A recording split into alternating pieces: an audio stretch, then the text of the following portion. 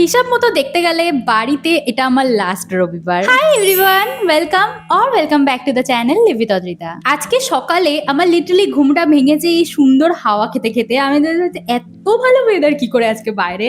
তো উঠে একটু স্লো মর্নিং আমি চা পা খেয়ে এবার আমার হাসেলটা শুরু হলো, কারণ আমার পুরো ফর্মটা ফিল আপ করা ছিল, পেমেন্ট করা ছিল। সারা সকাল আমার এই করতে করতেই কেটে গেছে। কিন্তু আজকের মেন প্ল্যানটা একটু অন্যরকম। অ্যাকচুয়ালি কিছুদিন পরেই না আমার বাবার বার্থডে আসছে, বাট আনফর্চুনেটলি ওই দিন আমরা কেউই পারবো না বাড়ি থাকতে, কারণ আমার কলেজের ওখানে চলে যেতে হবে। তাই জন্য আমি ভেবে রেখেছিলাম যে একটা আগে প্রি বার্থডে সেলিব্রেশন তো হবেই। বাবা তো সারা সকাল বাড়িতেই ছিল, কোনো মতে ফাঁকতাল বুঝে আমি এক পাকে লুকিয়ে গিয়ে জাস্ট এই কেকটা কিনে এনেছিলাম, আর তারপর মা সমস্ত রান্না বান্না করে রেখেছিল, আমি যে সুন্দর করে গুছিয়ে বাবাকে খেতে দিয়েছিলাম। মানে যেটা আমি মায়ের জন্য করেছিলাম ওটা বাবার জন্য করবো না, এটা কি করে হতে পারে। থাকি না থাকি আগে পরে হলো আমি করতামই এটা। তো আগে থেকেই আমি সমস্ত মিষ্টি ফিষ্টি কিনে গুছিয়ে রেখেছিলাম, আর আজকে রান্নাবান্না সমস্তটাই মাই করেছে, কারণ আমি কাজে প্রচন্ড ব্যস্ত ছিলাম। তো আমার ক্রিয়েটিভিটি দেখে ওই বাবা লেখাটা আমার ভীষণ ভালো লেগেছে, ওটা আমি কোথাও এটা দেখেছিলাম আই গেস।